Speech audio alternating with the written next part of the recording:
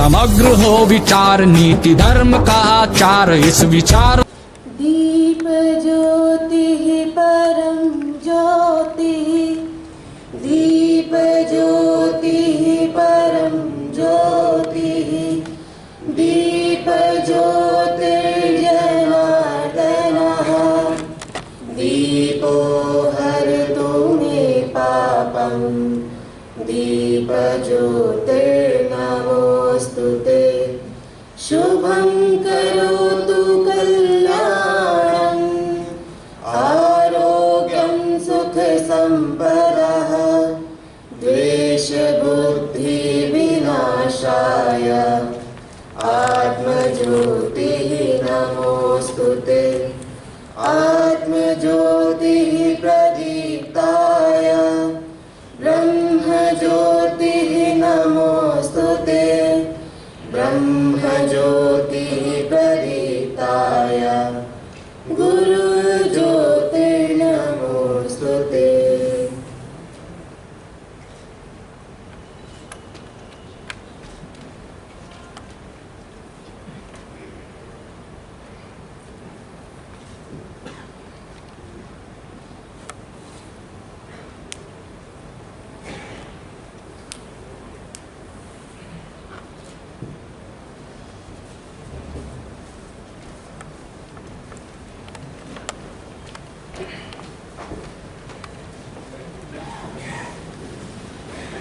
आप सब स्थान ग्रहण करें।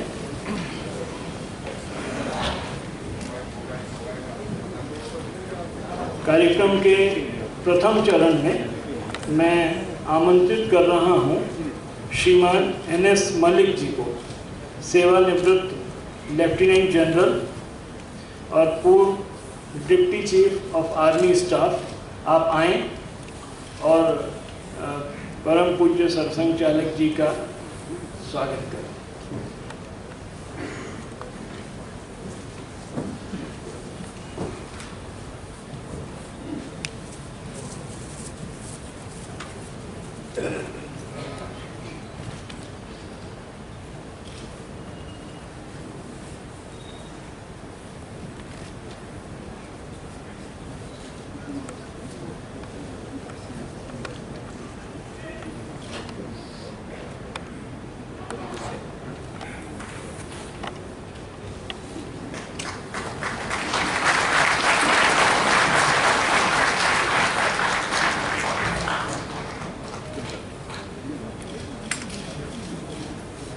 श्री कैलाश प्रसाद राय जी, सेवानिवृत्त लेफ्टिनेंट कमांडर, भारतीय नौसेना।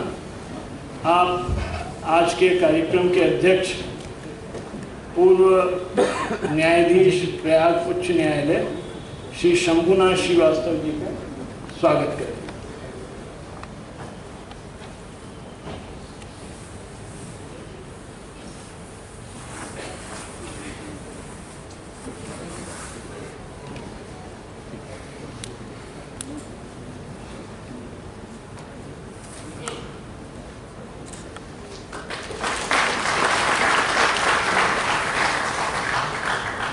श्री नरेश शर्मा जी, अध्यक्ष कामधेनु ट्रस्ट, आप आएं और विद्या भारती के महामंत्री श्रीयुत श्रीराम आरावकर जी का स्वागत करें।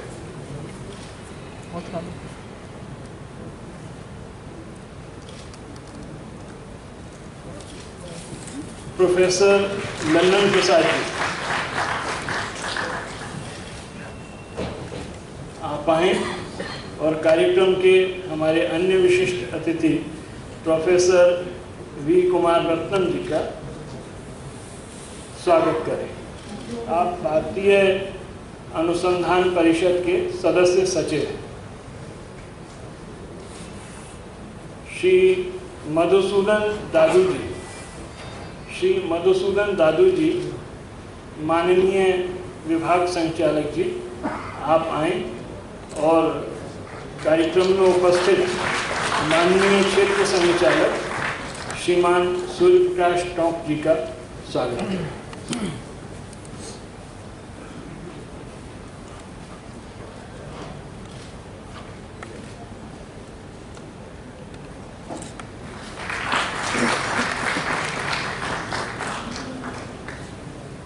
सभागार में विभाजनकालीन भारत के साक्षी ऐसी अनेक विभूतियाँ उपस्थित हैं। मैं श्री कृष्णानंद सागर जी से निवेदन करूंगा, श्रद्धेय सरसंघ चालक जी से निवेदन है,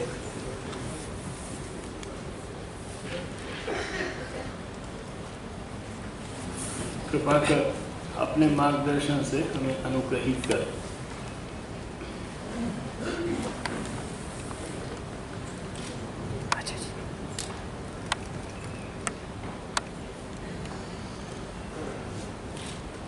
आदरणीय क्षेत्र संघ चालक जी, आदरणीय कृष्णानंद सागर जी, न्यायमूर्ति आदरणीय शंभुनाथ श्रीवास्तव जी, मित्रवर श्रीमान श्रीराम आरावकर जी, श्रीमान कुमार रत्नम जी, उपस्थित संतवृंद, नागरिक सज्जन, माता भगिनी,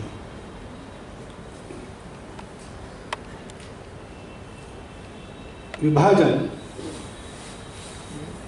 मातृभूमि का विभाजन, देश का विभाजन, ये न मिटने वाली वेदना है। उसका निराश तभी होगा जब ये विभाजन निरस्त होगा।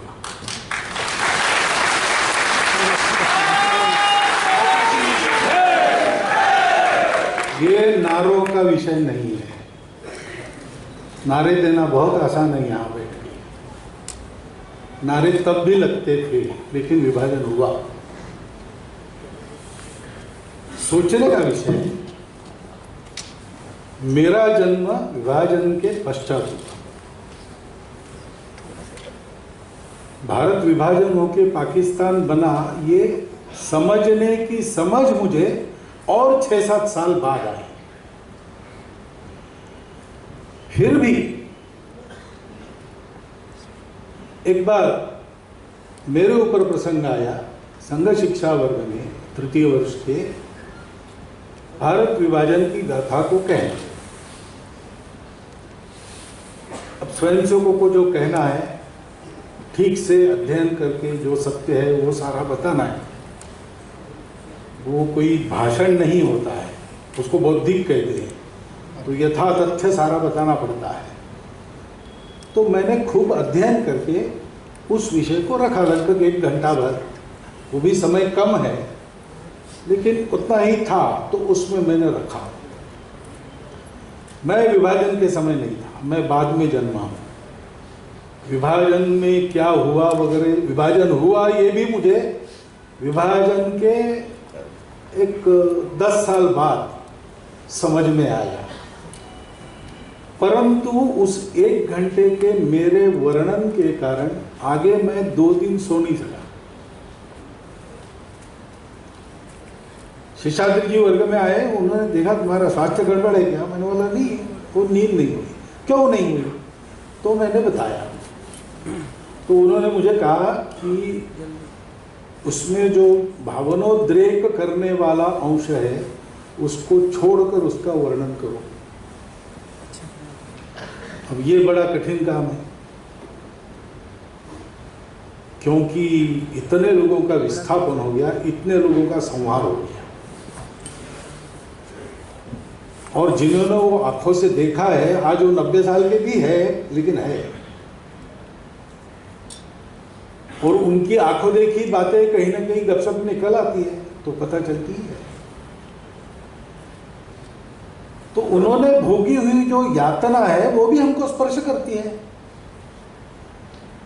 और ये केवल यातना का मामला नहीं है। हम जिसको अपनी प्रिय मातृभूमि मानते हैं, जिसकी स्वतंत्रता के लिए लोगों ने अपने बलिदान दिए, इतने पीढ़ियों ने अपना संघर्ष किया, उस मातृभूमि का विभाजन हुआ। भारत का व्यक्ति, विशेषकर हिंदू समाज, जमीन का टुकड़ा नहीं मांगता। समुद्र वसने देवी पर्वतस्तन मंडली विष्णु पत्नी नमस्तुभ्यम पाद स्पर्शम क्षमस्वमी, ऐसा कहने वाले लोग हम हैं। और उस जीती जागती भारत माता का विभाजन ये हम समझ नहीं सकते।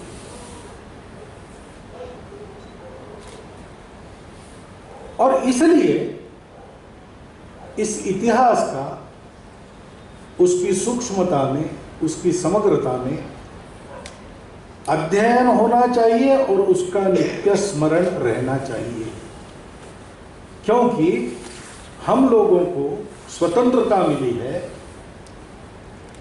संपूर्ण दुनिया को कुछ देने के लिए, और संपूर्ण दुनिया को कुछ देने लायक हम तब हो जाएंगे जब अपने इतिहास के इस दुराध्याय को उलटकर हम अपने परम वैभव का मार्ग चलने लगे। यह हमारा कर्तव्य बनता है हम सबका। भारत के प्रधानमंत्री भारत के संविधान से बंधे हैं, उनको सारी जनता को संभाल कर ले जाना है। आज की वास्तविक परिस्थिति का भान उनको रखना होता है। सब लोगों को, दुनिया के सब लोगों में भी मेलजोल रख के चलना पड़ता है। उनको भी 14 अगस्त को ये कहना पड़ता है कि इस अध्याय को भूलना नहीं चाहिए, क्योंकि ये कोई राजनीति का विषय नहीं है। ये हमारे अस्तित्व का प्रश्न है। हमारा अस्तित्व दुभंग होके चल नहीं सकता, क्योंकि मेरा अस्तित्व भारत के अस्तित्व के साथ है। मैं एक कुटुंब का हिस्सा हूँ, वो कुटुंब एक समाज का हिस्सा है, वो समाज भारत का हिस्सा है। भारत दुभंग है तो वो समाज दुभंग है, मेरा परिवार दुभंग है। मैं अपने आप में, अंग्रेजी में कहते हैं शिजोफ्रेनिक हो गया। उसके जो जो दुष्परिणाम होते हैं सब मुझे भुगतने पड़ते हैं। इन सबको ठीक करना है तो हमको जो खंडित हुआ उसको फिर से अखंड बनाना पड़ेगा। ये अपना राष्ट्रीय, धार्मिक, सब प्रकार से कर्तव्य है। मानवीय कर्तव्य भी ये है, क्योंकि भारत के विभाजन में सबसे पहली बलि मानवता की गई है। खून की नदियां न बने इसलिए ये प्रस्ताव स्वीकार किया गया, और नहीं करते तो जितना खून बहता उससे कई गुना खून उस समय बहा और आज तक बह रहा है। एक तो बात साफ है, विभाजन का उपाय नहीं था। न उससे भारत सुखी है, न उससे जिन्होंने उस समय इस्लाम के नाम पर इस विभाजन की मांग की वो लोग आज सुखी है, क्योंकि ऐसे सुख हो ही नहीं सकता। विभाजन की उत्पत्ति किस मानसिकता में है? हम तुम्हारे साथ नहीं रह सकते। क्यों? तुम अलग हो, इसलिए तुम्हारे साथ हमारा अलगाव है, एकता नहीं। और भारत नाम की प्रवृत्ति क्या कहती है? वो ये कहती है कि तुम अलग हो, इसलिए तुमको अलग होने की आवश्यकता नहीं है। जितना तुम्हारा अलगाव है तुम्हारे लिए ठीक है, तुम अपने अपने पास रखो। मेरी विशिष्टता है वो मेरे पास है, सुरक्षित है, मैं उसका सम्मान करता हूँ, तुम्हारी विशिष्टता का सम्मान करता हूँ। झगड़ा करने की बात कहाँ है? मिलके चले।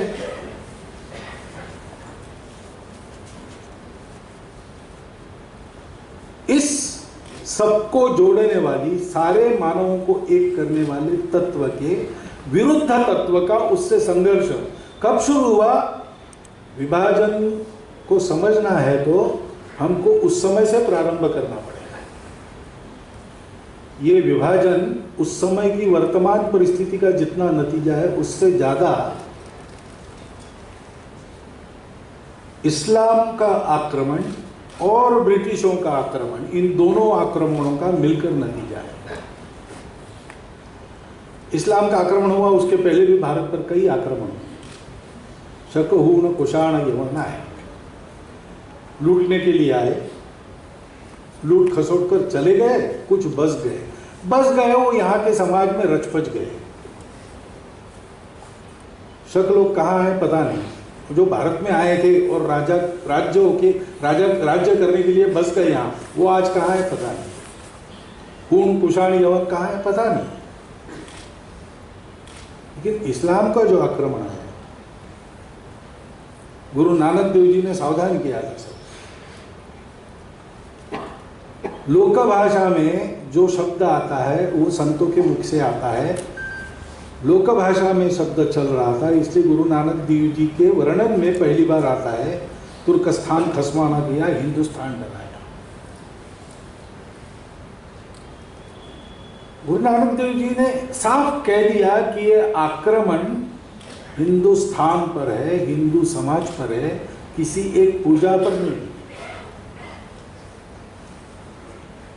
क्योंकि तत्व की दृष्टि से देखें तो इस्लाम के जैसे तत्व कहे जाते हैं, वैसे एक तरह से निराकार के तत्व उनको उससे सामने रखने वाली पूजाएं भारत में भी है। उनको भी बख्शा नहीं गया, क्योंकि इसका पूजा से संबंध नहीं था, इसका प्रवृत्ति से संबंध था। प्रवृत्ति ये थी कि हम ही सही है, बाकी सब गलत है। जिनको रहना है उनको हमारे जैसा होना पड़ेगा, नहीं तो उनको केवल वो हमारे दया पर ही जीवित रह सकेंगे। इस मनोवृत्ति का लगातार आक्रमण चला। हर बार उस आक्रमण को मुंह की खानी पड़ी। जिस दिन से आक्रमणकारी का पहला कदम अंदर आया, उस दिन से संघर्ष शुरू हुआ है। जीत हार लड़ाई की चलती रही, लेकिन अंततोगत्वा सबको जोड़ने वाली विचारधारा विजयी रही है। लेकिन उससे थोड़ा उबर पाते तो ये दूसरा आया, उसके साथ भी वैसे ही संघर्ष शुरू हुआ। और 1857 में उस ब्रिटिश ताकत ने देख लिया कि यहां पर हमारी दाल नहीं गलेगी। ये पूरा का पूरा हिंदू समाज इस्लाम आक्रमण के बचे हुए अवशेष के रूप में, इन्हीं में से मुसलमान हुए लोग इसमें है, उनको साथ लेकर संघर्ष के लिए खड़ा होता है और लड़ता है। तो इनको तोड़ना पड़ेगा, इनको विभाजित किए बिना इन पर हम राज्य नहीं कर सकते। और आप देखिए उनकी ये चाल चली। उसके बाद जो जो प्रतिरोध हुआ है, सारे प्रतिरोधों का वैचारिक आधार भारत की ये सबको जोड़ने वाली आध्यात्मिक परंपरा ही रही है। भारत के उत्थान के दो पुरोधा माने जाते हैं, महर्षि दयानंद और स्वामी रामकृष्ण परमहंस के शिष्य स्वामी विवेकानंद। तो संघर्ष इस प्रवृत्ति से ही था, हम ही रहेंगे बाकी नहीं, सब रहेंगे, हम सब रहेंगे, मिलजुल कर रहेंगे। अलगाव नहीं होगा, यद्यपि अलग दिखेंगे, हम डिफरेंट हो सकते हैं, सेपरेट नहीं है। ऐसा सोचने वालों का उनके साथ संघर्ष, ऐसा सोचने वाले दुनिया में केवल नहीं है। और 15 अगस्त 1947 की खंडित स्वतंत्रता के बाद भी ये संघर्ष समाप्त नहीं हुआ है। ये आपको बताने की जरूरत नहीं, क्योंकि भारत में नारे लगते हैं, भारत तेरे टुकड़े होंगे। और टुकड़े करना चाहने वाले कौन है, तो आप देख लीजिए कि ईश्वर मानने वाले भी है, ईश्वर को न मानने वाले भी है, लेकिन सब ये मानने वाले हैं कि हम ही सही है, बाकी सब गलत है। प्रश्न ये उठता है कि इतनी बड़ी आंधी, स्पेन से साइबेरिया तक 77 साल से सब कुछ बदल दिया, भारत में 500 साल सर्वसत्ताधीश बनकर अपना सिर थोपती रही, विजयी नहीं हुई। जिनके साम्राज्य पर सूर्य का अस्त नहीं होता था, उनके साम्राज्य के विघटन की प्रक्रिया भारतीय समाज के सर्व प्रकार के नैतिक और सामरिक दोनों प्रकार के कर्तृत्व से, शस्त्र और शास्त्र दोनों के आधार पर शुरू हुई। भारत को तोड़ने का एक दाव तो उसका विफल कर दिया गया 1905, 1906, 1907 में, जो वंग भंग का विधेयक लाया था। 1911 में उसको वापस लेना पड़ा। उस समय विभाजन नहीं हो सका, क्या हुआ जो 1947 में हो गया? मूर्ख लोगों का सपना, ऐसी संभावना हमारा नेतृत्व करता था। गांधी जी जैसे सत्यवचनी पुरुष ने पहले मेरे देह के टुकड़े होंगे, बाद में भारत के होंगे, ऐसी प्रतिज्ञा की थी। इनका बल पूरा नहीं पड़ा। कैसे देश टूटा? इसलिए इस इतिहास को पढ़ना चाहिए। इतिहास के सत्य का हमेशा सामना किया जाता है, सामना किया जाना ही चाहिए। अप्रिय हो तो भी इतिहास को जैसा है वैसा देखना चाहिए। जो हुआ है वो स्वीकार करना चाहिए, उससे बोध लेना चाहिए और सुधार करना चाहिए। कल अगर मैं कहूं कि ये भारत में जो छुआछूत वाली बात है वो अत्यंत लांछनास्पद है, कलंकदायी है, इसको इतिहास से निकाल दो, भारत में कभी छुआछूत थी, भूल जाओ, बताओ मत बच्चों को, तो क्या उससे मुक्ति मिलेगी? हमको पूरा इतिहास बताना पड़ेगा कि तत्वज्ञान में नहीं है, व्यवहार में कहां से आई, क्यों आई, उसके क्या कारण थे, उन कारणों का क्या इलाज होने से वो वापस जाएगी और फिर से एक समतायुक्त शोषण मुक्त समाज अपने प्राचीन तत्वज्ञान को लेकर पूर्ण तेजस्विता के साथ खड़ा होगा। ये तभी संभव होगा जब हम उसको जानते हैं, सूक्ष्मतापूर्वक और समग्रतापूर्वक जानते हैं और उसका उपाय करते हैं। भारत विभाजन के इतिहास को भी ऐसे ही देखना पड़ेगा। मेरी समझ में 3-4 बातें हैं। 2 पक्ष, वास्तव में एक ही पक्ष था लेकिन उसके 2 हो गए। एक पक्ष अपने आप को मुसलमान कहता था और बाकी लोगों को हिंदू कहता था। क्या हुआ? पाकिस्तान हुआ। सब मुसलमान तो गए नहीं, जो यहां रहे वो क्यों रहे? और एक बार हो गया ना, जिनको अलगाव चाहिए था वो उधर चले गए, जो यहां रहे उनको अलगाव नहीं चाहिए था इसलिए यहां रहे। फिर भी ये बात क्यों होती है, दंगे क्यों होते हैं, आपस में रंजिश क्यों होती है? तो मुझे लगता है कि जो अपने आप को मुसलमान कहते हैं उन्होंने इसका विचार करना चाहिए। भारत के उस समय उनकी क्या गलती हुई? क्योंकि वो भारत में है, उनके पूर्वज भारत में रहे, भारत में रहना उन्होंने पसंद किया, पाकिस्तान को नकार दिया, ऐसा दिखता तो है। अगर ये वास्तविकता है तो क्या उस समय गलती हुई जो ये हो गया कि भारत के मुसलमान विभाजन के पक्ष में है? बल्कि आज बहुत लोग कहते हैं उसमें भी हम ये वास्तविक उसके सब लोग पक्ष में नहीं थे, तो जो नहीं थे वो बोले क्यों नहीं? क्या हुआ? वो पहली बात यह है कि इस बात का पोषक जो जो उनको मिला है या परंपरा से आया है या गलती से घुस गया हो उनके जहन में कि हम ही सही बाकी सब गलत और हम उनके साथ नहीं रह सकते जो हमसे अलग है, इसका पोषण करने वाली जो जो बातें हैं उनको छोड़नी पड़ेगी। दूसरा इलाज नहीं। पूजा की एक बात है तो पूजा तो हमारे यहाँ पूरी स्वतंत्रता है और अपनी पूजा में स्वयं को कट्टर रहना इसका स्वीकार तुलसीदास जी ने भी कहा था कि तुम धनुष्य बाण हाथ में लो, मुरली हाथ में लेके खड़े हो, तब तक मैं तुमको नमस्कार नहीं करूंगा। लेकिन तुलसीदास जी ने ऐसा नहीं कहा कि लोगों जो मुरली हाथ में लेता उसको नमस्कार मत करो, जो उसके भक्त थे उनका उतना ही आदर उन्होंने किया। उन्होंने मीराबाई का आदर किया, मीराबाई को प्रोत्साहन दिया। तो भक्ति की कट्टरता अपने लिए व्यक्तिगत वो तो समझ में आती है, वो होती है, होनी पड़ती है, लेकिन दूसरों के लिए भी वही आवश्यक मानना और अगर वो नहीं है वहाँ तो उनको अलग मानना, उनसे दूर हटना, उनको दूर रखना, बने तक उनको दबाए रखना, ये जो प्रवृत्ति है वो छोड़ देनी पड़ेगी। हुआ होगा एक इतिहास जब राजा के पूजा के आधार पर हिंदुओं का राज, मुसलमानों का राज कहा जाता था और इस आधार पर अगर अभी भी ये सोचा जा रहा है कि हमारा यहाँ पर प्रभुत्व होगा तो ये प्रभुत्व की बात गलत है। भारतवर्ष में सब लोग मिलकर तय करते हैं अपने प्रतिनिधि, और प्रतिनिधि के आधार पर सरकार बनती है। आज का हमारा संविधान कहता है, और पहले की हमारी परंपरा भी कहती है, कि राजा सबका होता है,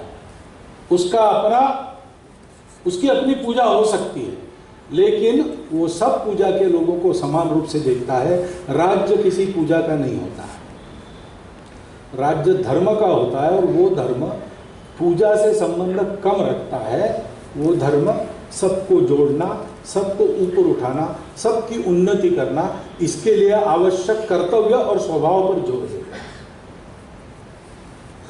आज हमारा संविधान देखे तो इसी का आज की भाषा में वो अभिव्यक्ति है। उसके तफसील में वैसी बातें पूरी की पूरी होगी नहीं होगी ये चिकित्सा का विषय है, लेकिन मूल तो उसका यही है, उसको मान के चलना पड़ा। ये आकांक्षा रखना कि हंस के लिया पाकिस्तान, लड़के लेंगे हिंदुस्तान, तो अब आपको क्या लगता है पता नहीं, मैं सारे देश में घूमता हूं, मैं आपको बताता हूं, ये 2021 है, 1947 नहीं है। भारत का विभाजन एक बार संभव हुआ, एक बहुत बड़ी ठोकर हमारे समाज ने खाई, लहू लुहान हो गया, पीड़ा से कुलबुला उठा, लेकिन वो अब इस बात को भूलेगा नहीं, और इसलिए भारत का और विभाजन संभव नहीं।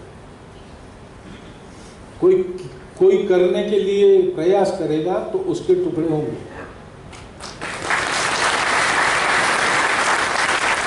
यह पक्का है, मेरे मन में रंचमात्र भी शंका नहीं, लेकिन ये मेरा आत्मविश्वास, मैं स्वयं जो कर रहा हूं, जो सोच रहा हूं, देख रहा हूं, उसके आधार पर है। सारे समाज को कुछ देखना पड़ेगा, जैसे मुसलमानों के लिए कुछ बातें मैंने की, वैसे हिंदू समाज के लिए भी बहुत कुछ कहने लायक है। ये सारी तैयारी बहुत दिनों से चल रही थी, इसमें आएगा, प्रधान जी ने कहा है, ये कोई अचानक हो गया, एक बात आ गई उसमें और भड़क उठे और हो गया, ऐसा नहीं है। एक योजनाबद्ध षड्यंत्र चला।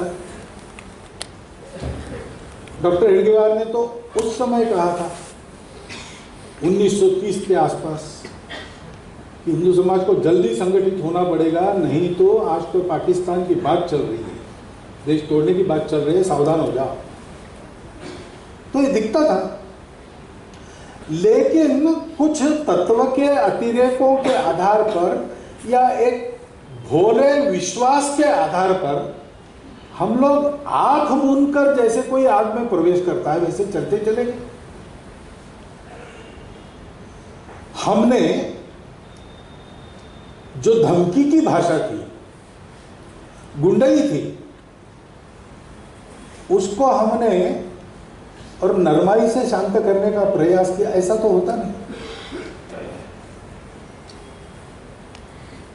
हमने समझौता करने के लिए सब कुछ छोड़ दिया।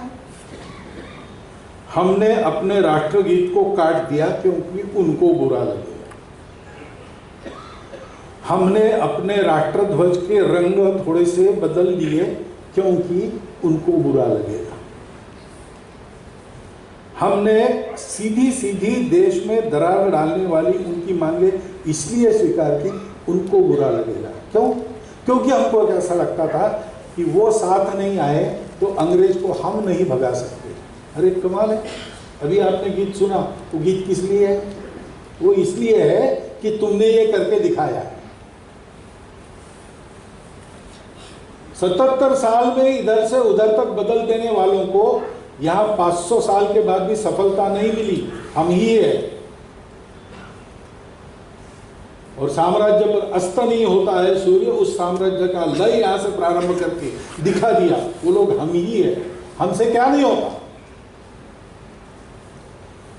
अपने सामर्थ्य का एक आत्मविश्वास लेके हमको शक्ति के स्थल से बात करनी चाहिए थी, पोजीशन ऑफ स्ट्रेंथ से बात करनी चाहिए थी। हमको यह समझाना था कि देखो भाई, आप लोग हो हमारे भाई, हमारे पूर्वजों की ही आप वंशज हो। आपकी पूजा बदल गई तो हमको फर्क नहीं पड़ता, क्योंकि हमारे यहाँ जाकी रहे भावना जैसी, प्रभु मुहूर्त पिंडे की जैसी। आपको लगता है कि पूर्वजों के घर में वापस आना है तो आओ, हम लेने के लिए बिल्कुल तैयार है। नहीं लगता तो अपनी पूजा में पक्के रहो, आपकी पूजा का संरक्षण भी हम करेंगे, परंतु अलगाव नहीं चलेगा। मातृभूमि हमारी सबकी है, वो प्रॉपर्टी नहीं है जो आप तोड़कर मार रहे हो। उसको किराए पर नहीं दिया जा सकता, उसको बेचा नहीं जा सकता, वो हमारी मातृभूमि है। आपको भी उसके साथ वैसा ही भाव रहना पड़ेगा। ये सबब नहीं दिखा सकते आप। हमारे यहाँ कोई आर्य समाजी ऐसे नहीं कहता कि हमारे यहाँ मूर्ति पूजा मंजूर नहीं, इसलिए भारत माता की फोटो का हम सम्मान नहीं करते, ऐसा नहीं कहते। उनको मालूम है मूर्ति पूजा के विरुद्ध उनके तर्क भी है, बड़े पुख्ता तर्क है, परंतु इनको मालूम है कि हमारी एक श्रद्धा है, हमारे लिए वो ठीक ही है। पूरे समाज की भारत माता पर श्रद्धा है, उसका सम्मान होना चाहिए। वो है हमारी मातृभूमि, उसने हमको अन्न जल से पोषित केवल नहीं किया, उसके और सारे प्रकृति ने हमको हमारा स्वभाव दिया है। सत्य अहिंसा अस्ते अपरिग्रह में चलेगा, यम नियमात्मक आचरण। वो वास्तव में हमारी माता। हमारी संस्कृति कहती है कि विविधता में एकता देखो, एकता ही सत्य है, विविधता तो तात्कालिक है। भारत में रहने वाले सबको इसको मान के चलना पड़ेगा। इसलिए मैं कहता हूँ कि मुसलमान नहीं रहेंगे, ऐसा अगर हिंदू कहता है तो उसका हिंदुत्व बाधित होता है, क्योंकि हिंदू ये कहता है कि सब रहेंगे, सब साथ में रहेंगे, सब मिलजुल कर रहेंगे, सबको संयम का पालन करना पड़ेगा, सबको उसके अनुशासन में रहना पड़ेगा।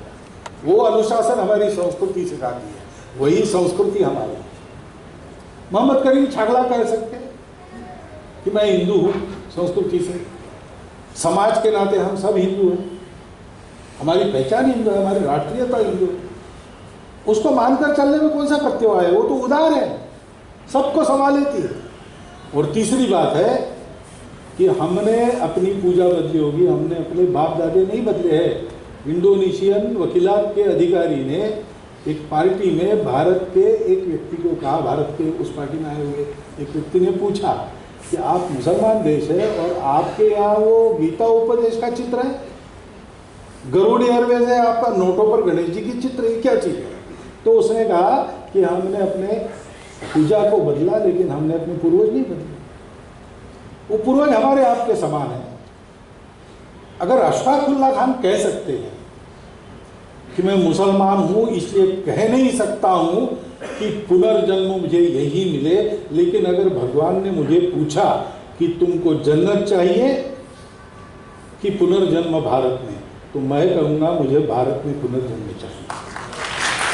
अशफाकुल्ला खान का मुसलमान होना इसमें बाधक नहीं बनता, और ये उसके मुसलमान होने में अगर बाधक नहीं बनता तो बाकी को क्या तकलीफ है? हमारे आदर्श बाहर के लोग नहीं है। अगर आदर्श हमको चुननी है, अभी विजयदशमी में मैंने कितने उदाहरण दिए, भारत के इतिहास में ऐसे भी मुसलमान हो गए जिन्होंने इस माता के एक देशभक्त जैसे देशभक्त बनकर ही सेवा की, जिन्होंने अपने संस्कृति को बरकरार रखा, जिन्होंने सदा सर्वदा स्वतंत्रता में इस देश का साथ दिया, विदेशियों का नहीं दिया। विदेशियों के द्वारा प्रलोभन होने पर भी और प्राण का संकट सामने दिखते हुए भी अपना बलिदान मातृभूमि के लिए किया। ये आदर्श है, उन आदर्शों पर चलना चाहिए। लेकिन ये बातें कहने के लिए हिंदू को समर्थ होना पड़ेगा, क्योंकि ये बातें जब करते हैं तो ऐसा नहीं लगना चाहिए कि इनको बड़ी ही आवश्यकता आ पड़ी है अपनी, इसलिए बोले जा रहे। ऐसा होगा तो फिर सौदे की बात होगी कि अच्छा आपको ज़रूरत है तो कीमत ये दीजिए, तो फिर हम आते हैं।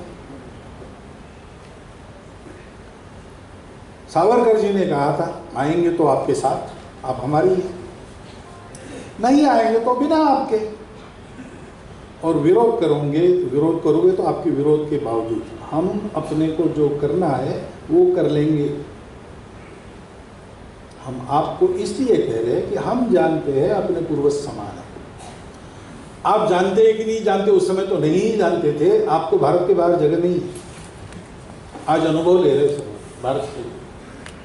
भारत के किसी भी व्यक्ति को, पूजा कोई भी हो उसकी, भारत के बाहर दोयम दर्जे का ही व्यवहार मिलता है। और एक ही संस्कृति की विरासत वाले हैं, इसलिए हम आपको बता रहे हैं, ये आपके भले के लिए बता रहे हैं। मानना नहीं मानना आपका काम, हम तो अपना काम चलेंगे, हमारी ये ताकत है। आप साथ में रहो, अच्छी बात है, हमारे साथ आप भी, हम सूखी रोटी खाएंगे, आप भी खाएंगे, हम जलेबी खाएंगे, आपको भी जलेबी मिलेगी, आप जलेबी खाओ हम सूखी खाएंगे, ऐसा नहीं होगा, भाई भाई है।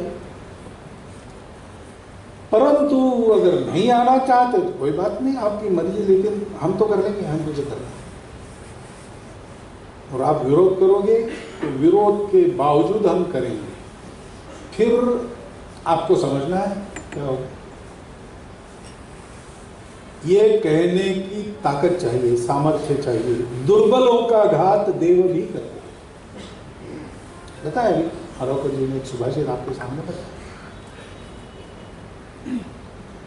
पहली गलती हिंदू समाज की, उसने अपने आत्मविश्वास को खो दिया, क्योंकि वो अपने आत्मस्वरूप को भूल गया। वो मतों में बट गया, पक्षों में बट गया, पंथों में बट गया, जातियों में बट गया, दूर दूर होने लगा। इन सबके स्वार्थ अलग अलग हो गए। तो हम देखते हैं कि उस समय जो बैठकें होती थी, ब्रिटिश सरकार के द्वारा आयोजित की जाती थी या आपस में बातचीत होती थी, उसमें मुसलमानों का एक पक्ष होता था। भारत के बाकी लोगों के कितने पक्ष होते थे? दलितों का एक पक्ष होता था, एक सर्वसामान्य लोगों का पक्ष होता था जो अपने आप को हिंदू कहते थे। सिखों का एक अलग पक्ष होता था।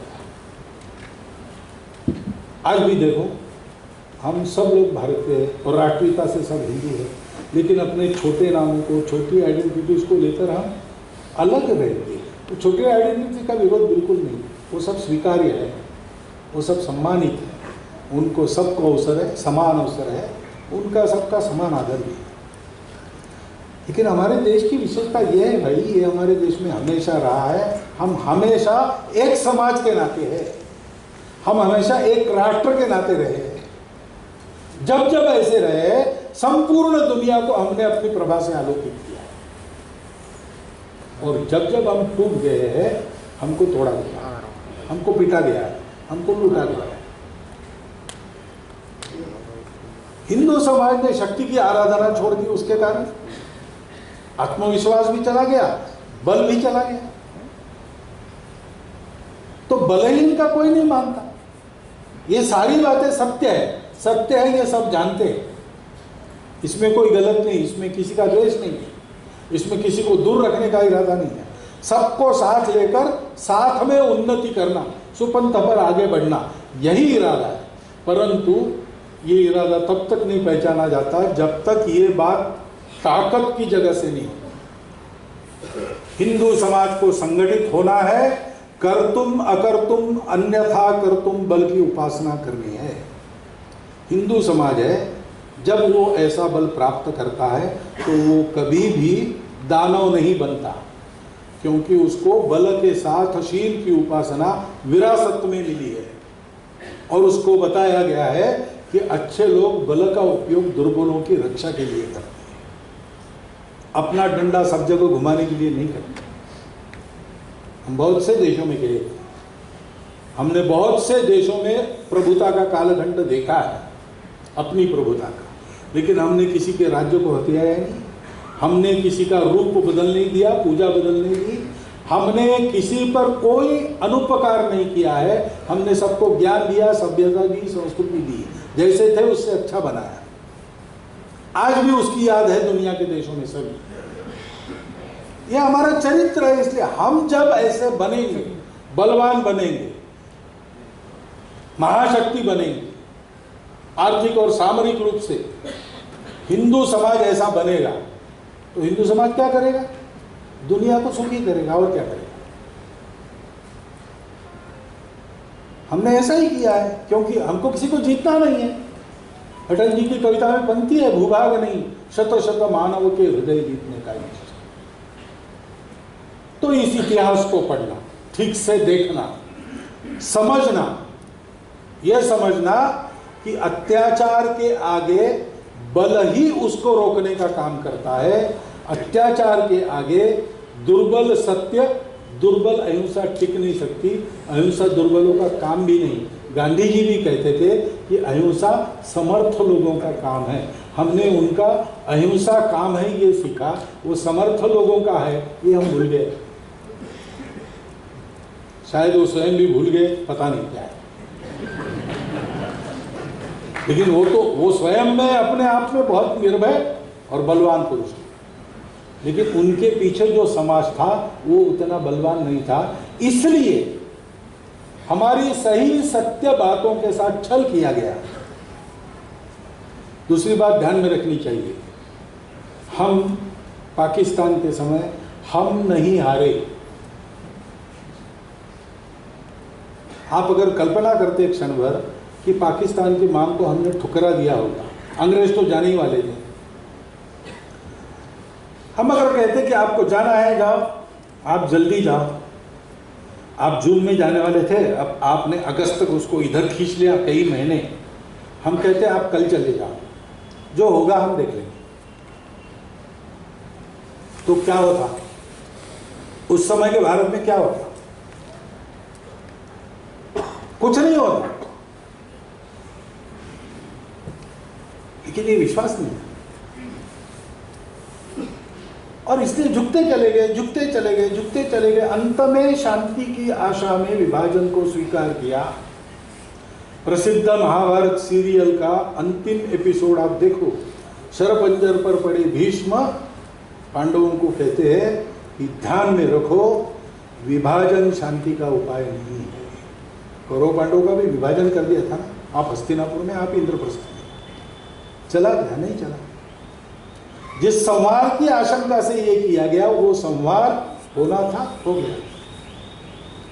और उस संहार में अर्जुन मोहग्रस्त हो गया, कहने लगा अहिंसा धर्म है तो ये मैं क्या कर रहा हूँ, और अपने राज्य के लिए अपनों को मारना चाहिए क्या? कृष्ण ने कहा कि ये तुम भूल जाओ, तुम धर्म की बात करो, जो सत्य है उसके साथ खड़े रहो। लड़ना तुम्हारा कर्तव्य इसलिए करो। कौरव तुम्हारे शत्रु इसलिए मत करो। तुम्हारा कोई शत्रु नहीं, तुम्हारा कोई मित्र नहीं। तुम आत्मा हो, अकेले हो, तुम जन्मते नहीं हो, मरते नहीं हो, अमर हो। तुम किसी को नहीं मारते, तुमसे कोई मरता नहीं, न तुमको कोई मारता है। किस उलझन में पड़े? अपना कर्तव्य करो। मर गए स्वर्ग मिलेगा, जीत गए पृथ्वी के वैभव को प्राप्त करोगे। रण छोड़ के भागो मत। हमारा नेतृत्व भाग गया, यही गलती होगी उस समय। बड़े लोग थे, मेरे जैसा व्यक्ति उन पर उंगली नहीं दिखा सकता, मुझे दिखानी भी नहीं चाहिए। लेकिन इतिहास में ये सत्य है कि हमारे लोग भाग गए। जनता को पूछा नहीं किसी ने। अगर सार्वमत लिया जाता उस समय तो क्या होगा? लोगों को हम किधर है? और हिंसा का तांडव चल रहा था। लोगों को ऐसा अधर में रखकर और छोड़ दिया गया, और समाज में इतना बल नहीं था एक होकर इस स्थिति में भी भ्रमित न होते हुए, कंफ्यूज न होते हुए विभीषिका का सामना करें।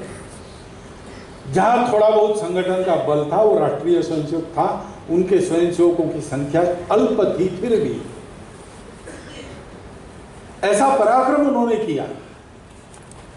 हिंदुओं को सुरक्षित वापस लाने का काम जो उन्होंने किया, और आए हुए हिंदुओं को बसाकर विस्थापितों को ठीक से राहत पहुंचाने का काम जो उन्होंने किया, तो उस समय के अपने नेताओं ने भी उनकी भूरी भूरी प्रशंसा की है।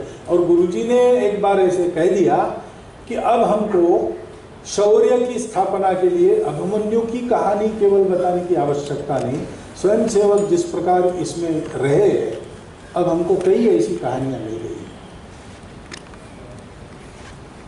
ये पराक्रम हिंदू समाज में उत्पन्न होना चाहिए। उसकी भावना तो सबके प्रति मित्रता की है। ये जो इतिहास है बड़ी दर्दनाक कहानियां हैं। मैंने बताया सारांश में 1 घंटे में पूरा मैंने बताया तो मैं 2 रात सो नहीं सका। इसको बहुत ठंडे दिमाग से पढ़िए आप। इसका परिणाम हम में खुन्नस, द्वेष, क्रोध पैदा हो, ऐसा नहीं होना चाहिए। इसका परिणाम ये होना चाहिए कि हमको अंतर्मुख होना चाहिए। हमारी क्या क्या गलती हुई वो गलती हम नहीं दोहराएंगे। देश की अखंडता, एकात्मता के बारे में कभी भी कोई समझौता नहीं होगा। लड़ना पड़े तो लड़ेंगे, मरना पड़े तो मरेंगे। धर्म के लिए इतने बलिदान हुए, तो बलिदान हुए तो बलि जाने वालों को तो पता था कि हम गए तो फिर दुनिया है नहीं है, हमको क्या पता। परंतु उन्होंने इसका विचार नहीं किया। ये एक सत्य है, ये हमारा भारतवर्ष है, ये हमारा हिंदू राष्ट्र है, हम हिंदू है, हम नहीं छोड़ेंगे। इस कांड में भी ऐसे कई कांड हुए। जौहर की पुनरावृत्ति हुई। अपने हाथ से अपने घर की माता बहनों को जहर देकर लोग लड़ाई पर गए। अपने पत्नियों के भाल की बिंदी पोंछ कर चले गए। ये पराक्रम जो हिंदू समाज दिखा सकता है, तब भी वो संगठित क्यों नहीं था? उसको जल्दी से जल्दी संगठित होना चाहिए, तैयार रहना चाहिए, सजग रहना चाहिए।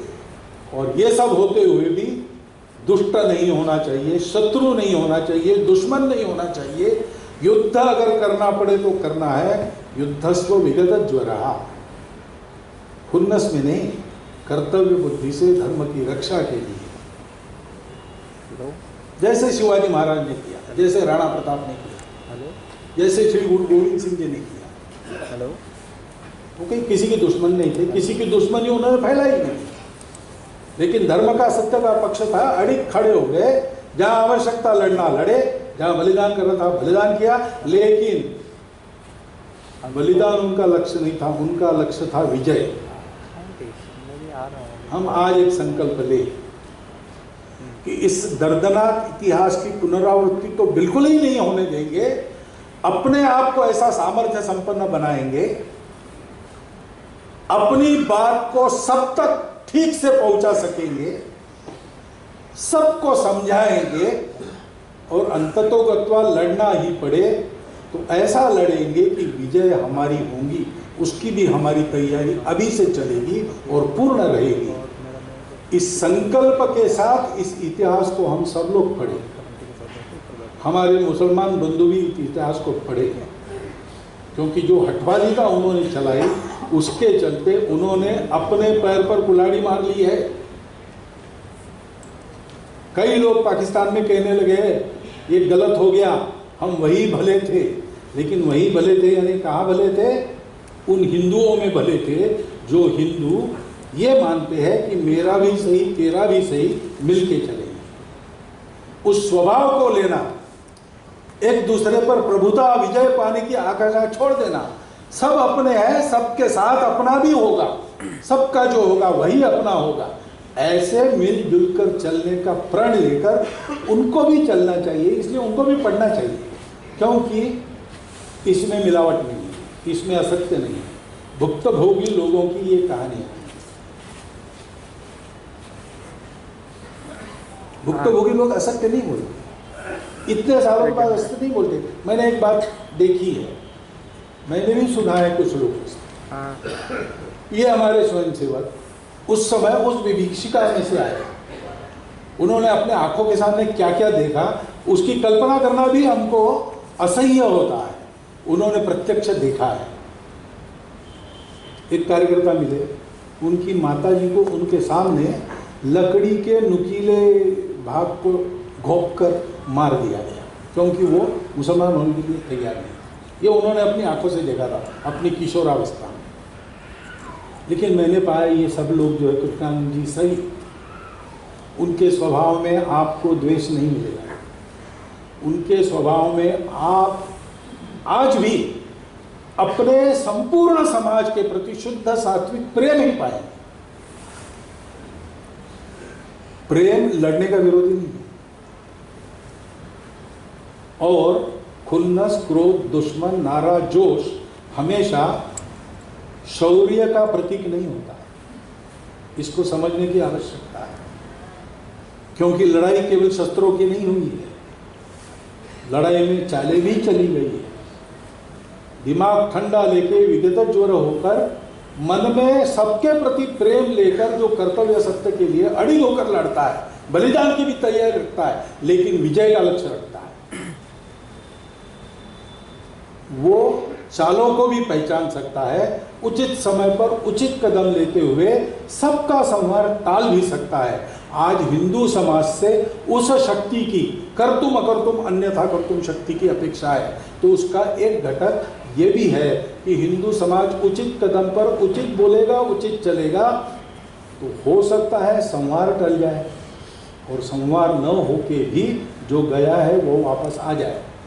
क्योंकि अपने हर प्रयास का नतीजा अंततोगत्वा यही होना है कि काबुल जाबुल के पश्चिम से चिनबिन नदी की पूरब तक और तिब्बत के चीन की तरफ के ढलान से श्रीलंका के दक्षिण तक अपने अखंड स्वरूप में, जैसे स्वामी जी ने कहा, विवेकानंद जी ने, कि एक देख रहा हूं मैं कि अपने रत्नजड़ित सिंहासन पर विराजमान होकर भारत माता अपने पूर्ण अखंड स्वरूप में सारे विश्व को अभयदान प्रदान कर रही है।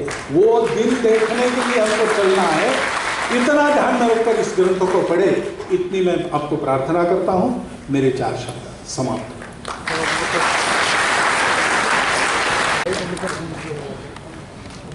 आज का कार्यक्रम अब पूर्णता की ओर अग्रसर है। मैं जागृति प्रकाशन की ओर से श्रीमान योगेश जी को आभार ज्ञापन के लिए आमंत्रित कर रहा हूँ। उसके पश्चात वंदे मातरम होगा। वंदे मातरम गायन के पश्चात आप थोड़ा समय रुकेंगे, कुछ सूचनाएं दी जाएंगी और मंचस्थ महानुभावों के जाने के पश्चात ही आप कार्यक्रम स्थल को छोड़ें। मंचस्थ एवं समक्ष बैठे सभी प्रबुद्ध जनों को नमस्कार करता हूं। जागृति प्रकाशन की ओर से सबसे पहले मैं परम पूज्य सर संचालक जी श्री मोहन भागवत जी के प्रति बहुत आभार व्यक्त करता हूं कि उन्होंने अपने इतने व्यस्त कार्यक्रम से हमारा मार्गदर्शन किया। समारोह की अध्यक्षता कर रहे जस्टिस शंभुनाथ श्रीवास्तव जी, विशिष्ट अतिथि के रूप में श्री राम रावकर जी, श्री कुमार रत्नम जी एवं क्षेत्र संचालक श्री सूर्य प्रकाश जी का भी मैं हृदय से धन्यवाद करता हूं कि उन्होंने अपनी गर्मामी परिस्थिति को और कार्यक्रम को भव्य बनाया। उसके पश्चात मैं विद्यालय की प्रबंधक समिति के सक्रिय सहयोग की भी सराहना करता हूं। व्यवस्था में लगे हुए मेरे सभी साथी जो सभागार में व्यवस्था के चलते उपस्थित भी नहीं हो सके हैं, उनके प्रति मैं कृतज्ञता व्यक्त करता हूं, विशेष आभार व्यक्त करता हूं, क्योंकि मेरा मानना है कि वो इमारत की नींव की तरह की जो दिखती नहीं है लेकिन इमारत उसी पर टिकी होती है।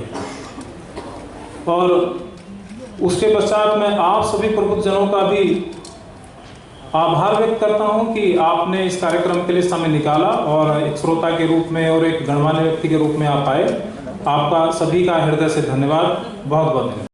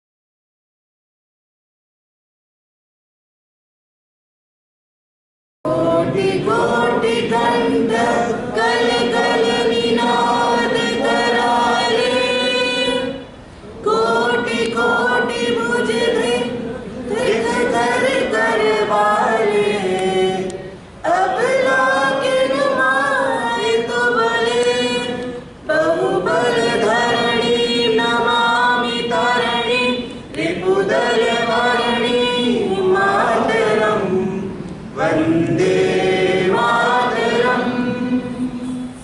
तुम्हें